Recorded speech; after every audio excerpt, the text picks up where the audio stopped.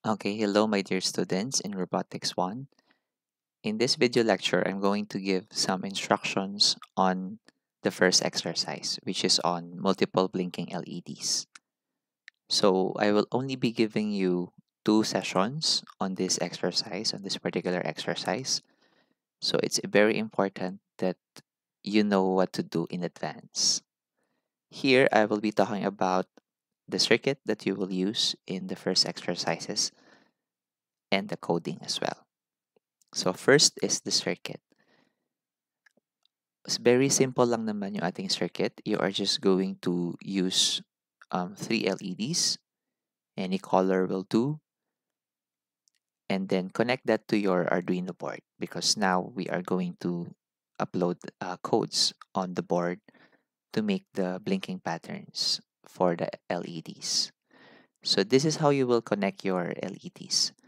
Remember that um, this one is the longer leg of the LED and this one is the shorter leg. So the longer leg is the positive and the shorter leg is the negative one, the negative leg. So for the longer leg, you can connect it to the digital pins. So these are your digital pins. You can connect it from 2 to 13. But for the program to work, because doon sa codes, in-indicate na i-connect mo siya sa 8, 9, and 10. We will connect the LEDs 1, 2, 3 sa pins 8, 9, and 10. Okay? So the longer leg, you will connect to the digital pins. It is parang ito yung positive nung Arduino. And then the shorter leg, lagyan mo din ng resistor. Remember, we have to protect the LEDs. Otherwise, madali siyang mapupunde because of too much current passing through it. The longer leg, connect a resistor in series and then follow the black wire here. These are also wires. You connect it with the negative power with the power rail, with this power rail, which is again connected to the GND. There are 3 GNDs, or GND means ground. That's the negative. You can think of it as the negative of the Arduino board. There are 3 GNDs here, this one, and then this one. So you can connect this black wire here on any of the 3. Meron din isang connection sa 5 volts. I put it on other power rail, but honestly you can ignore that. You can remove that as well. Because the LEDs can already get 5 volts of energy here from the digital pins. Okay. So that's your connection. So this is how you would usually connect your LEDs. So tandaan na natin kasi ganito this is how you will connect it in the future. We are going to do 5 blinking patterns on the 3 LEDs. So the first blinking pattern is it will light up. Each of them will light up from left to right. So this first, then ito, and then this one. The second blinking pattern looks like this. So from left to right, 1, and then babalik sa from 3, 2, and 1. Blink in one direction and then back in the opposite direction. Blinking pattern 3 is the LEDs will blink on and off. Sabay-sabay, simultaneously. Blinking pattern 4 is it is like this. Okay, remember that this is going to happen in a loop, or it will repeat in a loop. So what's happening here is nag-alternate yung first and third LEDs. And then after nila mag-alternate, yung the one in the middle. 2 LEDs blink alternately with the third one, which is LED 2, blinking in between the alternation. Okay? The fifth one, this one is our representation of the buzzer. Same lang siya ng blinking pattern number 4, but this time, we want the buzzer to beep or to sound as well in sync with the blinking of the LEDs. So that means ito muna, and then 3, di ba? Second ay yung LED 3, in between is LED 2, and then back to LED 3. And then this is happening in a loop, so uulit ulit dito sa 1. And then again, the third, and then in between is the second LED, and so on. Okay, before we go to the actual code, let's talk about the pseudocode. Your pseudocode is like your outline when you are writing a composition. It will guide you on how to write your codes. So for the first blinking pattern, this is going to be our pseudocode. Ang una natin gustong mangyari is for LED 1 to blink, right? Let's say it will blink for half a second. 1000 millisecond is 1 second. That means 500 milliseconds is half a second, kalahati ng 1 second. In Arduino programming, we talk about time in terms of milliseconds.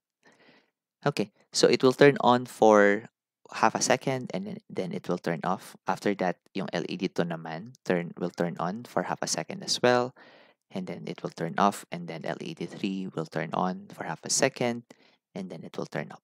This will repeat forever. This will repeat in a loop. Okay, so hoping that you can visualize it better. Blinking pattern number 2 is from left to right. Dadagdagan mo lang yung first blinking pattern mo ng may pabalik, may reverse. So the same code, but there's some additional. After LED turn off, 3 turn off, it will turn on again for 0.5 seconds, and then it will turn off. And then LED 2 na naman, it will be the fifth one to blink for half a second, and then it will turn off, and then LED 1 na naman for half a second, and then repeat in a pattern. There's a forward movement, and then there's a backward movement. Okay, blinking pattern number 3 is you would expect that there are shorter pseudocode, no, kasi sabay-sabay sila. Turn all LED on for half a second, turn it off, and then wait for half a second again before it turned on. Okay, there have to be a waiting time, otherwise hindi mo makikita yung pagbe-blink ng ilaw. Blinking pattern number 4, I guess, it's better to see it in actual, but hopefully the diagram would help you visualize it. Basta una muna 1, tapos pangalawa 3, and then 3 and 1, 1 and 3, and then in between nagbe-blink yung second LED in the middle. So turn on LED 1 for half a second, turn it off, and then number 3 naman, turn on, mag-go off, and then LED 2 in between.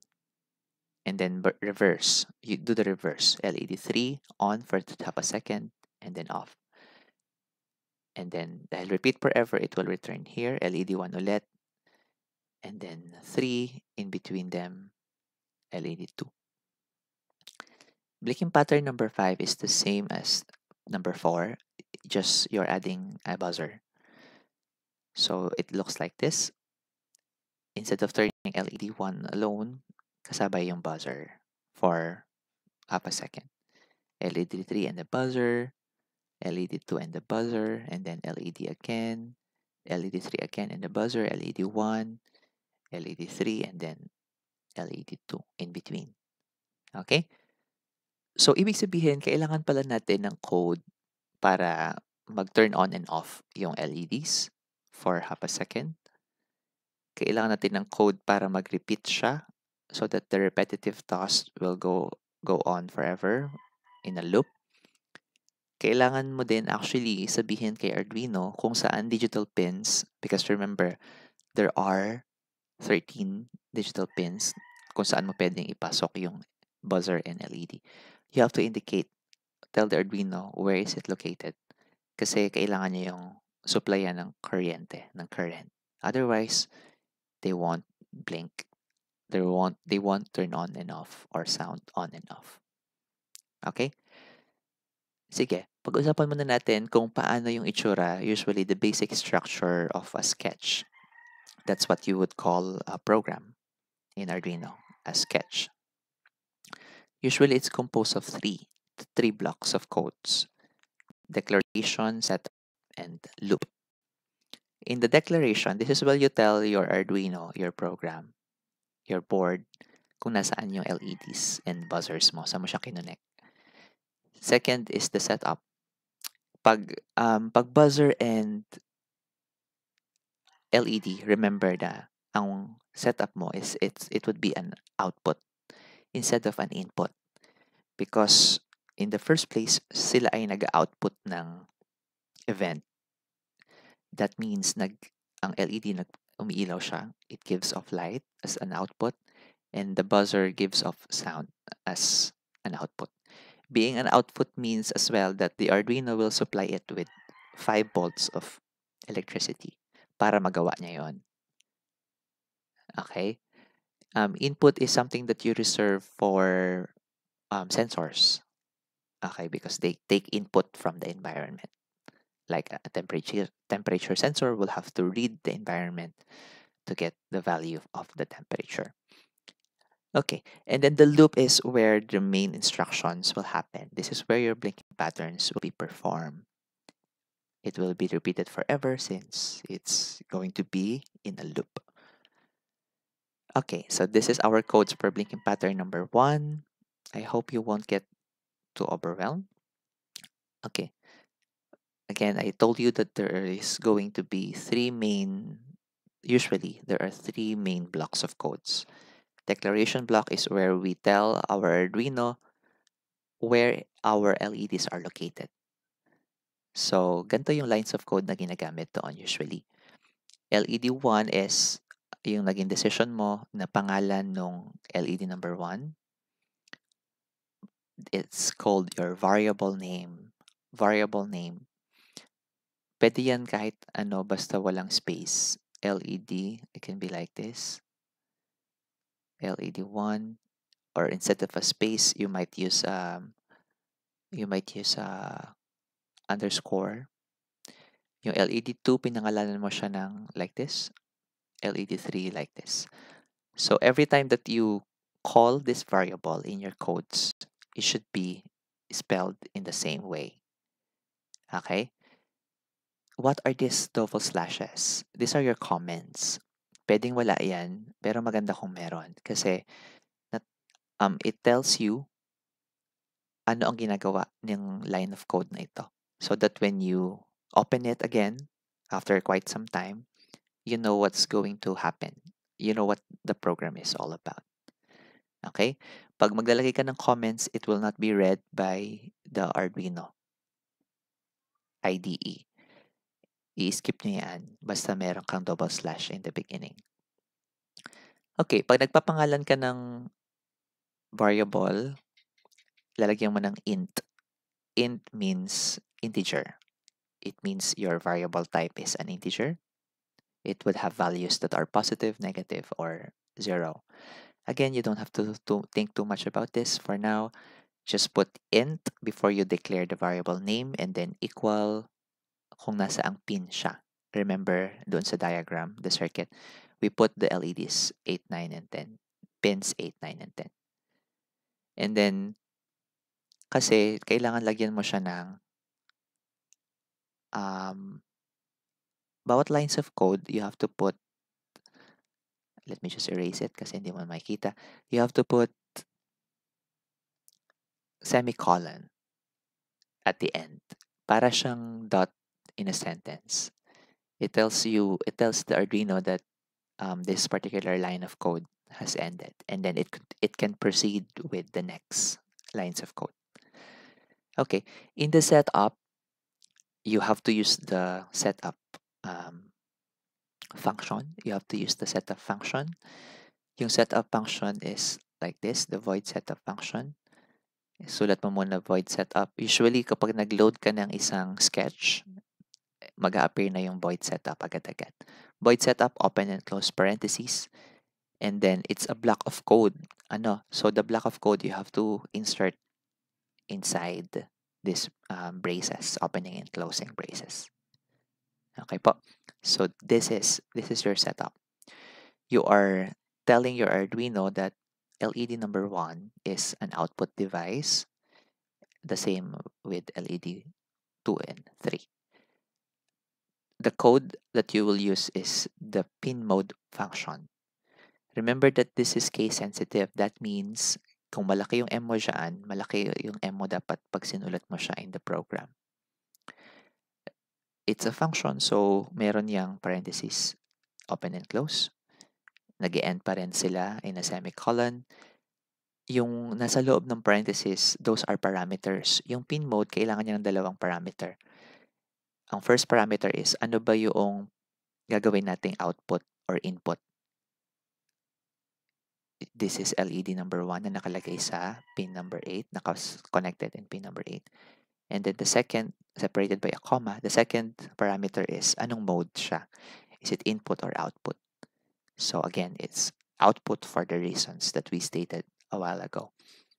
The loop block is where the instructions, the main instructions, or the blinking patterns would be programmed. So again, gagamitin natin yung loop function, the void loop function. So open and close parentheses. And then you have to put all of the lines of code inside the curly braces. Again, meron na naman siyang mga comments para mag-guide ka kung anong ginagawa ng each group of codes. Ito ang gagamitin mo para mapailaw mo on and off yung LED. The digital write. Again, malaki yung W. That means then, meron siya dalawang parameters. Ang dalawa ang ina-ask niya sa'yo. First, indicate mo kung ano yung gusto mong pailawin or patayin na LED or ng component. This time, it's LED number 1. And then, anong status o anong mode? Is it on? On is high or off? Off is low. Mag-i-insert ka ng delay in between the two of them para mag-on siya for this much time.